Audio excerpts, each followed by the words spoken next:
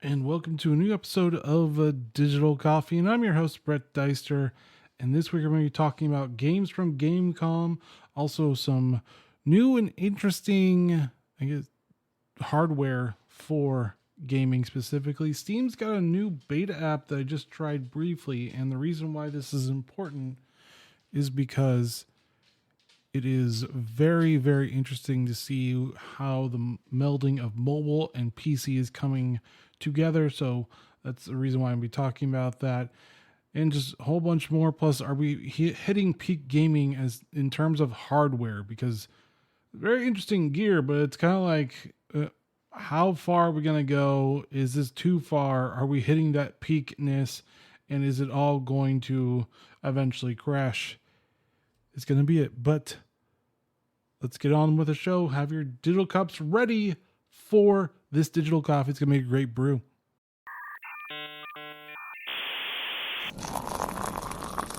That's good. Yes, and welcome and happy Friday, by the way, too. I always keep on saying that, but it's always happy Friday because it's the weekend. That's why this show should be a subscriber as well. But let's move on to Microsoft Flight Simulator. It's going to have an update focus on Germany and the 40th anniversary update as well. And also brings in gliders, junkers, and helicopters.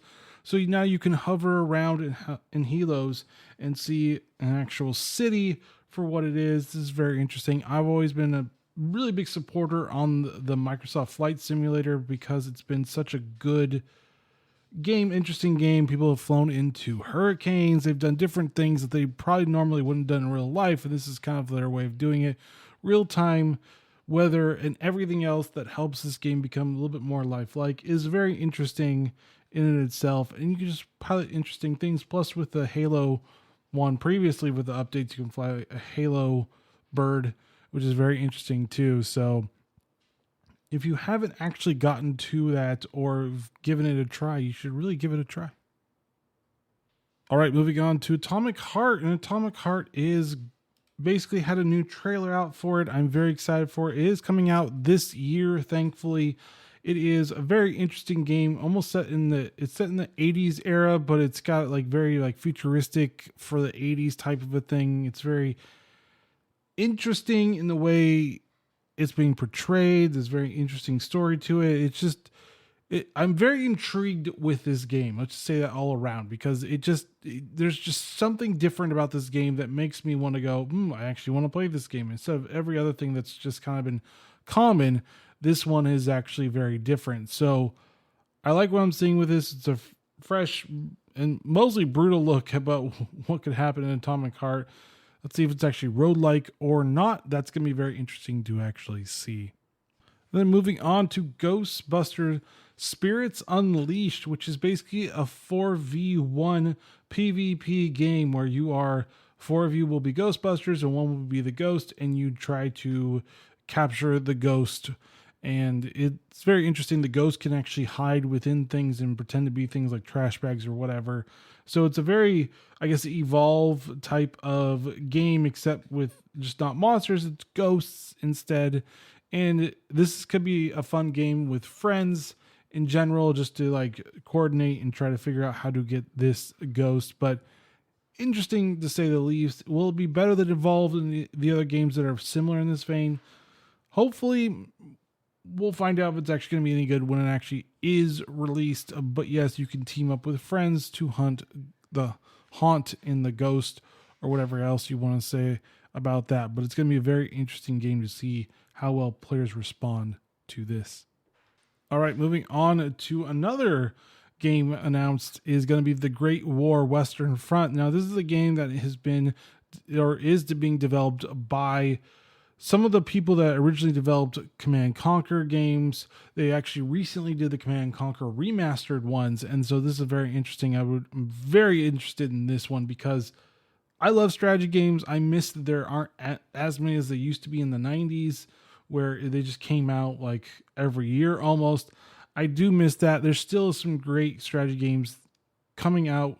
Dune is one of them. That's going to be a very interesting game to see. But this is interesting in that it's World War One, and it's not like the other one that's kind of like a a different take on World War One. This really is World War One, so you can either relive it or change it in the way you actually want to do it. I'm very excited to see this. I wish more strategy games would come out. I'm glad that Heroes 3 is coming out. I'm glad this one's coming out. There's just a plethora of strategy games finally coming out that maybe we'll see a resurgence in this. All right, moving on to another Doom game, Dune Awakening. Now, it's going to be an MMO survival game. Not really quite sure about that one. I'm always a little skeptical when it's a survival game because usually that means it's going to be terrible for you unless it's your full-time job. That's the problem with a lot of these types of games. If it's not your full-time job and it's a survival game, you usually will get crushed by those that it is their full-time job to play this game. So that's my concern on this one. It's just, I really want to like it. I love the Doom universe. I think Dune is just an interesting take on basically politics and resources and everything else between that. It was a really, or still is a really great book to read.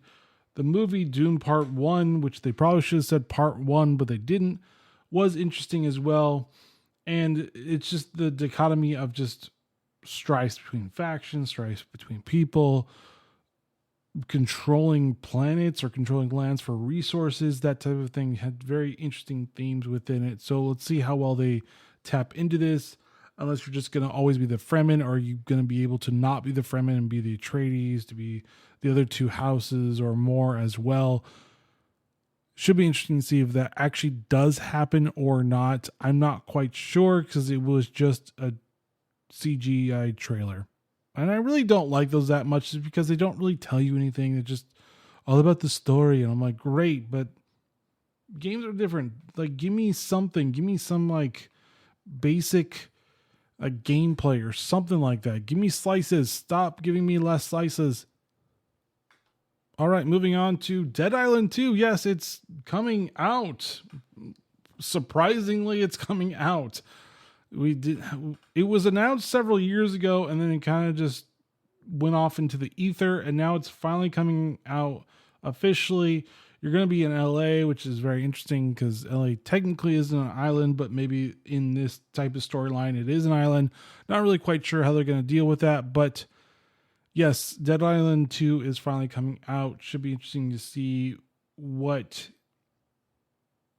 I guess, improvements from the first one to the second one. We're actually going to see how well the weapons have evolved, how well you can just basically do crafting weapons, the enemies, the mechanics and combat. Dead Island wasn't a terrible game, but it really wasn't a great game either. It was kind of in the middle. It was interesting. It was part of the, I guess, the zombie era that we had, even though it's kind of sort of back, but not really. It was around, I think, it came around right around when Left 4 Dead 2 was still really popular, but not so much. I mean, we still have Dying Light 2, which is still more of a still a zombie one. And the other spiritual successor of Left 4 Dead as well.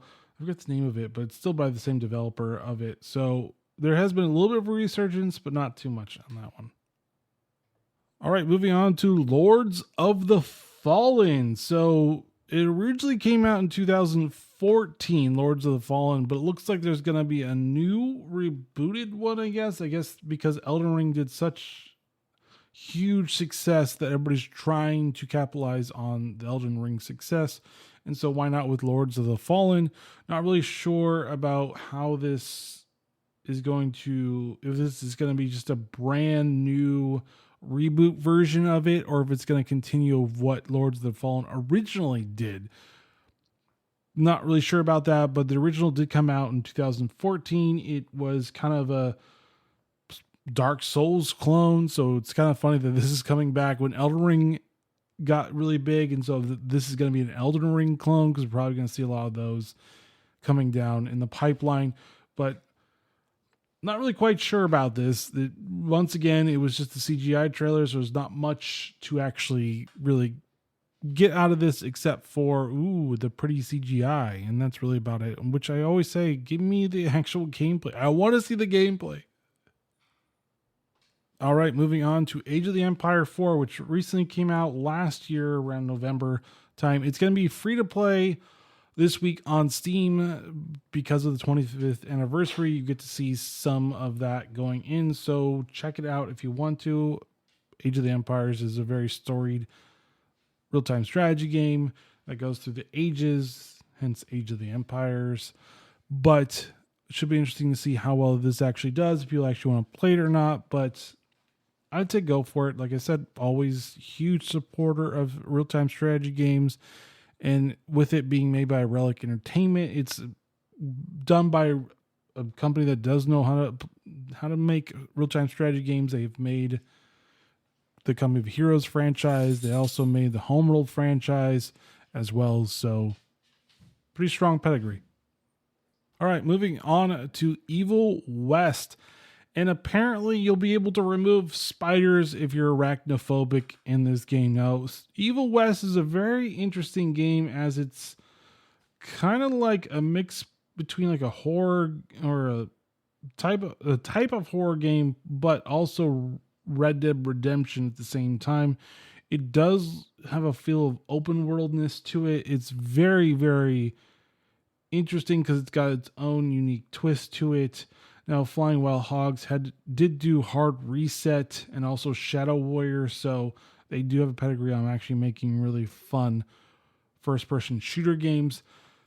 Really intrigued on this one, and that how's it going to play out? Now, it has been delayed till November 2022, so you're going to have to wait a little while longer for this one to actually be played, but I've got my eye on it. Like, I'm pretty sure a bunch of you have gotten your eye on it as well, because it's got like magic mixed with the Western, mixed with almost like steampunk type of vibe with it. So it's got very different genres mixed into one. So we'll see how well that plays out, how the combat plays out, and if it's actually going to be a worthy Game of the Year contender.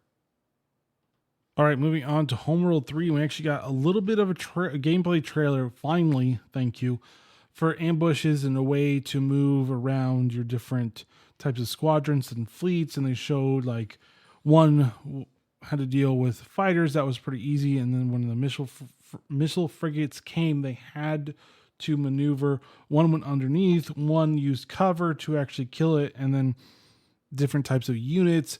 It looks all very interesting. It does still feel like what Relic did in the beginning with Homeworld, since they were the original developer of this one.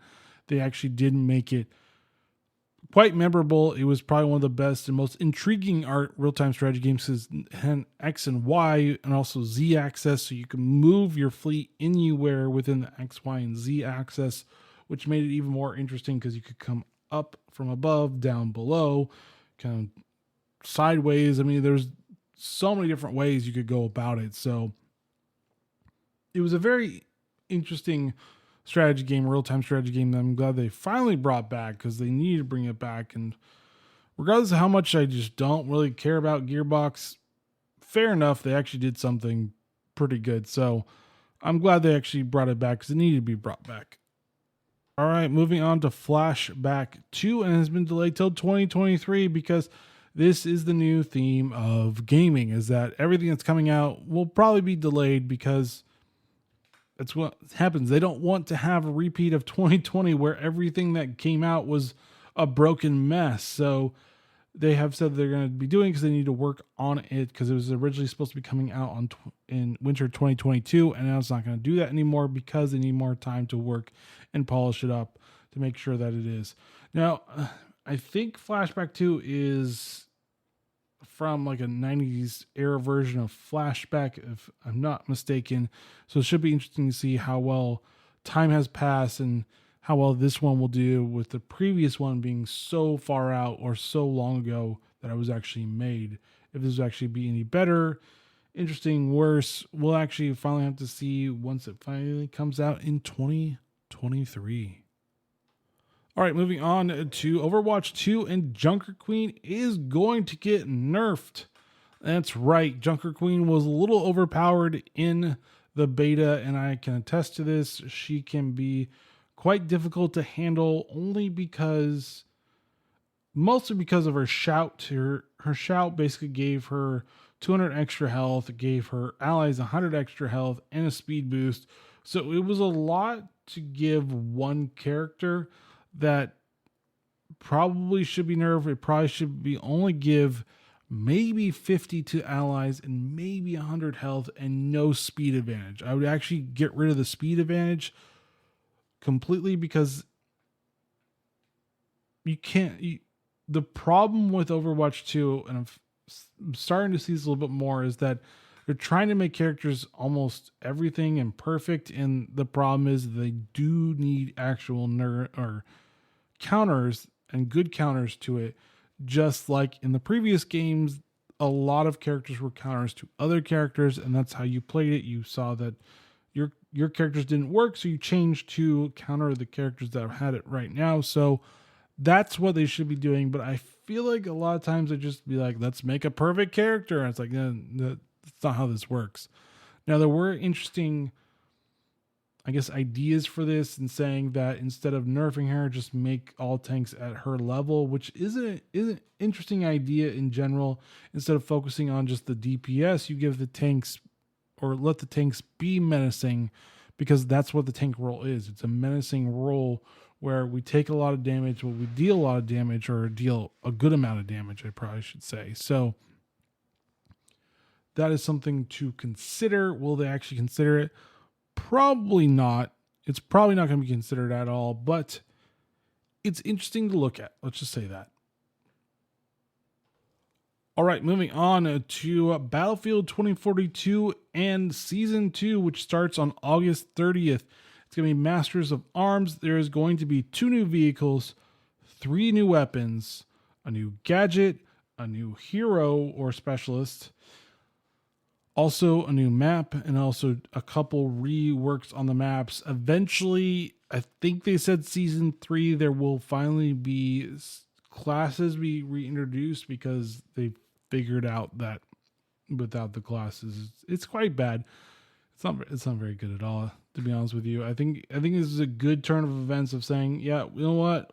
We were wrong. We're going to go back to adding classes, and then they're going to be into different distinct classes, which is fine.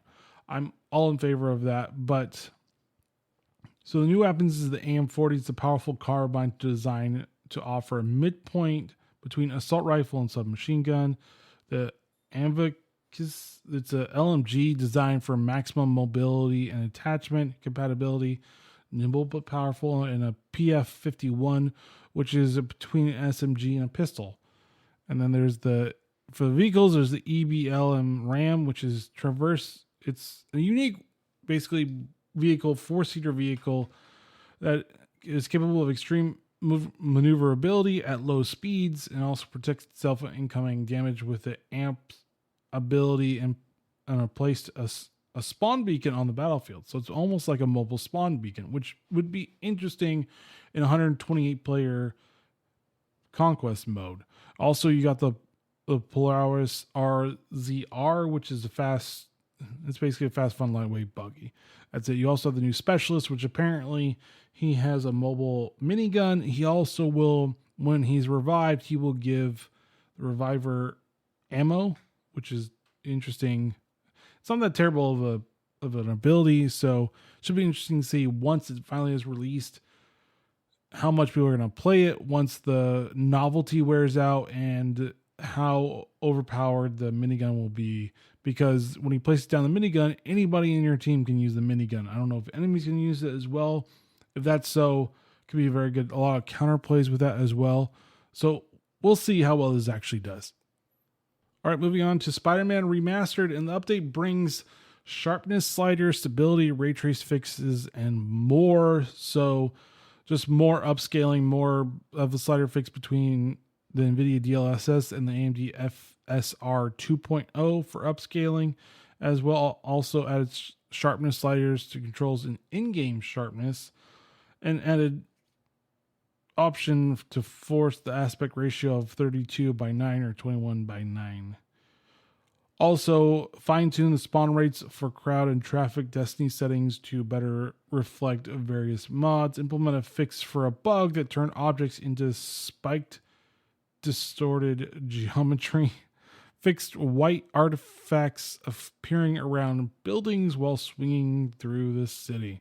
There's a whole bunch of other things. Also enabled gyro aiming on Steam Deck for Black Cat stakeout and in traceable objects, various UI fixes for Steam Deck. So a lot of stability in this one, which is great. And it does play really well on the Steam Deck. I've been playing it for a little bit on the Steam Deck, but it plays really, really well, really smooth, just fun. And it looks really good too on the Steam Deck, surprisingly. All right, moving on to the Steam mobile app that's in beta. So I got it on beta, and it's a lot cleaner. It's a lot easier to find things in the new app. The old app was more clunky. It needed a lot of work. It was just a lot of different clicks that you did, unnecessary clicks on that one. So I'm glad they finally updated it, and it's on the way. I've played around with it a few times this week once I knew there was actually a beta for it, and yeah, it works rather well. It's got 4 buttons at the bottom, and it's pretty easy to navigate. And you're wondering why I'm talking about a mobile app for Steam on a PC gaming podcast. Well, it's because it's important, because you can also buy the games for your PC on it as well. And we're kind of seeing a convergence between mobile and PC gaming quite a bit nowadays. So it is important to talk about this convergence, especially with buying games on your phone and then playing games on your PC type of a thing, and just checking in on your Steam account through your phone as well. So very interesting. They also added more things for the authenticator, so like QR codes and everything. So they just modernized it quite heavily, because the current version is very outdated. All right, moving on to NVIDIA 2. It's going to be announcing its next-gen GPU architecture in September amid all the rumors for it. So I was skeptical if they're going to do it or not, if they're going to postpone this, because the reason is because they do have a huge stockpile of graphics cards right now, because no one's really buying them anymore, mainly due to inflation and just people not having as much liquid money to just buy things now. So you do have that issue. But beyond that, it should be interesting to see how much the power is going to take, and just how hot it's going to be, because 3090 gets pretty hot too, but it's still not as bad as what this power consumption for the 4090 might actually do. Supposedly, you're going to need 1,000 watts or more just to run the 4090, and you're probably going to need more of it. So it should be interesting to see what that actually does, how it outperforms the 3090s. If it outperforms the 3090s, it probably will, but if it outperforms it, how much it outperforms it, and so on and so forth. What type of other features are going to have? Is it going to be better for 4K gaming? Is it going to have a lot better and faster frame rates for 4K gaming? Is it going to be better for 8K gaming for the 4090? And what subsequent other graphics cards are going to benefit from this as well? Also, I would like to see how they're going to use AV1 encoder, because that's going to be the best encoder for it, or if they're going to update the NVENC encoder as well. There's just a lot of things I would like to know what they're going to be doing, and also an update to NVIDIA Broadcast. It looks like they haven't updated that in quite a while, if that's still going on, or if they're going to deprecate that and just use the APIs instead, which probably would actually be a smarter idea than just having one standalone product. You have APIs that do it for you. I'm not saying that NVIDIA Broadcast should be done away with. I'm just saying utilize it in different programs instead of just one standalone program probably would be a lot better of resources for that as well. But we'll see. Not really quite sure what they're going to be doing it. Also interested to see what AMD is going to actually be producing as well.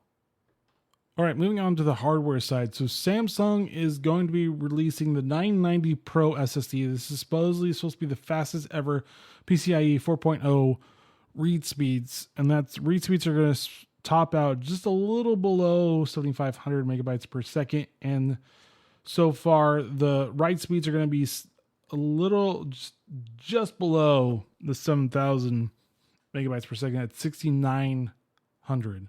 So this one's going to be more expensive than the Western Digital Black version, and it should be interesting to see if anybody's actually going to buy this or not. Samsung makes great products, but sometimes they're very expensive to actually get. You also have Sabrent making their own type of newer SSDs that is supposed to be using the direct storage API from Microsoft, which is interesting how well that plays with it as well. Plus, we're going to be getting a lot more PCIe 5.0 SSDs on the way. So this is probably the last one we'll see, the 4.0 one, unless there's any new type of way of pushing it even farther. But I don't think there's any way of pushing it farther than what 4.0 can already do. So we'll actually see. But once again, it's more expensive than the Western Digital version of it, or even the Kingston Fury one. So maybe it's about $45 more for the 1 terabyte, about $100 more than the 2 terabyte, and we haven't really seen the 4 terabyte because it's coming next year. So if you're on the market for the SSD, I would probably go Sabrent's new one instead. It's the Rocket Gaming Plus one, I think it's called. I don't remember that one, but might want to look into that one instead, especially with the direct storage API being involved with it. That actually could be a lot better for faster responses as well. All right, moving on to Secretlabs, the new gaming desk called the new Magnus Pro. It's a standing desk, and the actual buttons are integrated within the desk, which is actually pretty smart. I like that. It also has basically an integrated power system as well, which is very interesting and unique, which is you can plug everything in to it. So so instead of trying to do cable management, which can be a pain in the butt with how many stuff that I have, it's a huge pain in the butt, but this has integrated cable management as well, integrated lighting system. It uses Nanoleaf as well. You also have monitor mounts, which is interesting as well. Also desktop mount, which is basically almost seems like this could be my next desk if I decide to actually upgrade it to a different desk. I've had this desk right now for about 5 or 6 years. So it's done quite good, but just this one might actually be more to what I actually need. It's a little bit bigger than this one, which is a little disconcerting, but the tray where I can do cable management is what I'm actually really looking forward to. All right, moving on to Steelseries, and they launched their, speaker system, which is new because we haven't seen a new speaker system in how long, because everybody's been focused on headsets, which is understandable because headsets are they're mobile, they're easier to use, you don't have to have room for all this stuff. So there's about 3 different versions of it. There is Arena 3, Arena 7, Arena 9. Arena 3 starts at $150, and it's basically just 2 speaker systems. Arena 7 jumps it up a little bit more and has a few other systems, and the Arena 9 is basically the 5.1 USB channel, and that is $600. It does have USB. It does have a little dongle that you can control it with if you get the Arena 9. Also has lighting if that's what you care about. It also has some EQing, but not a lot of EQing through their Sonar app, which is not bad. I do have a Nova Wireless Pro that I've had issues with, but apparently that was all Asus's fault. Thank you, Asus, for your Sonic Studio that I should never install ever again. But I digress into that. Both the Arena 7 and the 9 have a subwoofer to it as well. There also is a mic that you could use with this, and it's just a mic for it. It basically goes around your ear if you're going to get type of this. It's not a bad thing, really, but I mean, you have to really, really want to have your neighbors hear you game. I am gaming with this subwoofer and 5 other speaker systems, and $600, not cheap. It's not highly expensive, but it's not cheap either. This is not your standard analog one that I actually did in the bedroom, where I actually did hook that up. This is very USB type way of doing it, which makes it a lot easier to actually do. There also is an analog way with the 3.5 millimeter audio cable, so you do have that option, and a digital audio cable as well. Moving on to HyperX. HyperX is making monitors now because why not?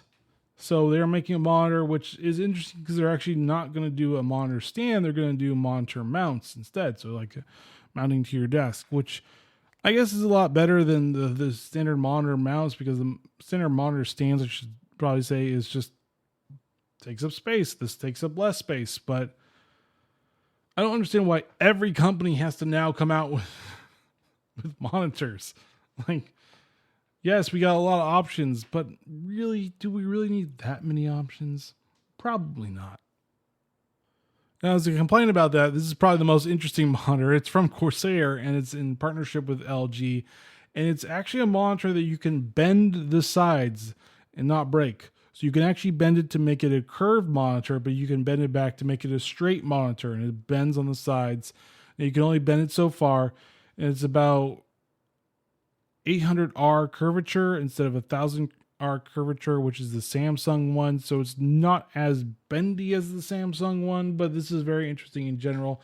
Now, it is not 4K, it is 2K. It's a 45-inch panel. It is a WOLED, is what they're actually calling this one. It does have NVIDIA G-Sync and AMD FreeSync Premium. It's got 240 hertz refresh rate, HDMI DisplayPort, USB-C, USB-A connectivity. No price so far, but at least this one's better than the behemoth Samsung one that doesn't even have a display port, which is like, why would you make this a gaming monitor without a display port? I just don't get it. I really don't get it at all. It makes no sense, but it's a 45-inch, so it's pretty massive for your desk. Big monitor. But apparently that's what they're doing now, is they're going big for whatever reason. But that's probably the most gimmick. Now, given that they just said this could be a really cool thing or the biggest gimmick of a monitor that I've ever seen. We'll see if it actually does improve or do anything, but I feel like just bending it, there's a lot more problems when you bring this type of new features, like bending the screen. How often or how many times can you bend it before something goes wrong? How much is it going to cost to fix it, if it's actually even worth to fix it once you bend it? And is the safety for this really going to help with it as well? Can someone still figure out how to bend it and bend it so far that it breaks? I mean, those are the questions we really won't know until it actually fully comes out. Will this be a cheap monitor? No, because of the you can bend it way of doing things. It'll probably be in the, I'm pretty sure 1,000 or more range for this one. So it'll be interesting to see how well that one does. Which leads me to just my main thing about, have we reached peak gaming? Because I just talked about all this hardware, especially in the hardware space. And I think the short answer is yes. All these gaming peripheral companies are making the same thing almost. They have a few different features that are different, but all in all, they're the same thing. My issue with this is that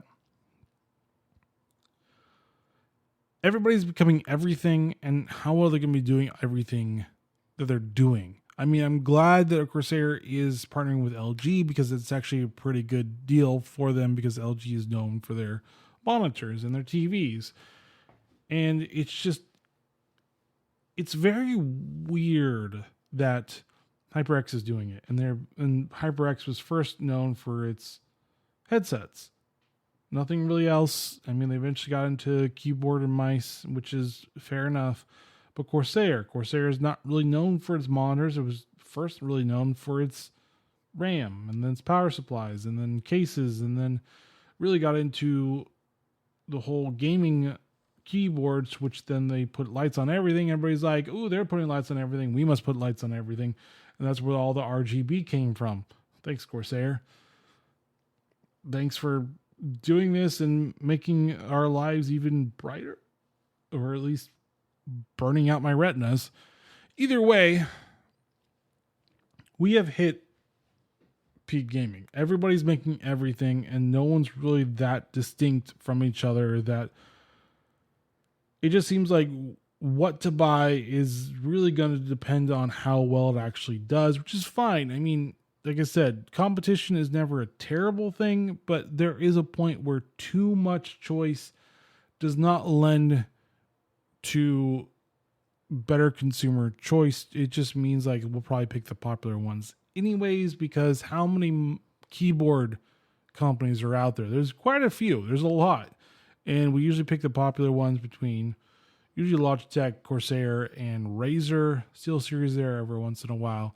But I mean, like I said, something's got to give. Like, I feel like consolidation is still going to be happening. More of these companies are going to be buying out each other because there's just too much, too often, and it becomes like keeping up with the Joneses on like steroids or cocaine, more like cocaine, because it's just like this is another one, there's another one, there's another one, there's another one, and it's just like, what's the real difference? There's not a whole lot, and a lot of times it's basically all 2K monitors, which is very interesting. Like, that's usually the sweet spot, is the 2K right now. And we're getting to a point where like my desk is more full of electronics than anything else. My desk is not a desk anymore. It's just electronics all the time. So that's another issue with it, is just how much is too much. And I feel like we're getting to that point where it's just too much. Like, I can't keep up with all the peripherals that are coming out. I can't. I mean, Sony just announced the new PS5 Elite controller. I think they called it Edge, but it's the same thing. It's Elite controller. It's the same thing as Xbox Elite. And you got that. You got like other companies releasing monitors, a plethora. It's like, which one do I get? Which one's better? Which one's going to last longer? Which one's going to give me the best bang for my buck? Heck, my second monitor is still a 1081 from AOC from, I think it's 10 years ago, but it still works great. I mean, how much is too much? And I'm starting to see, and like, it has to be said again, how much is too much? And I think we're seeing that. I think we're going to see more gimmicks than anything else, than actual useful features. Like the bending thing. Seems cool, but seriously, do you need a monitor that actually bends? How often are you going to bend the damn thing? Like, oh man, I should really bend it. You're going to do it for like the first month. You're going to be like, forget it. Just either be curved or not. I don't care. Just pick one. And that's what it's really going to be like. Because if you always have to manually do it yourself, oh, I need curved. Nope. I need it straight. Nope. Wait. Nope. How about one side's curved, one side straight? How about they're kind of sort of curved? How about they're barely noticeable curve? How about they're just a straight monitor? Because do you really get that much out of a curved monitor? Probably not. Usually there's more issues with curved screens than anything else. Curved screens are really nice. They're really cool looking, but are they really that useful is the other thing. I'm just looking for a new monitor that has 2.0 DisplayPort, which is still not here yet. And that's what I'm really looking for.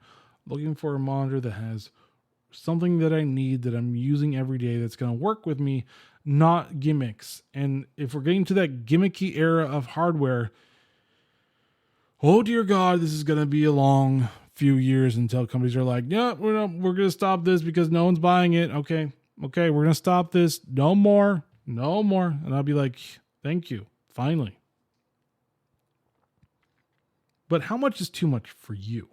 That's the thing. I think it's too much for me, but I'm more of a minimalist that could really go without everything being RGB, but that's me. How much is too much for you? That's the question. And you should put it below on our comments as well, because I always love to hear from you guys. But as always, thank you for listening to Digital Coffee.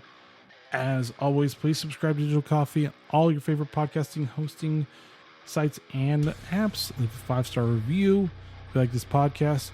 But join me next week as I talk about what's going on in the PC gaming industry. All right, guys, stay safe, game on what you want to game on, and find the best products for you.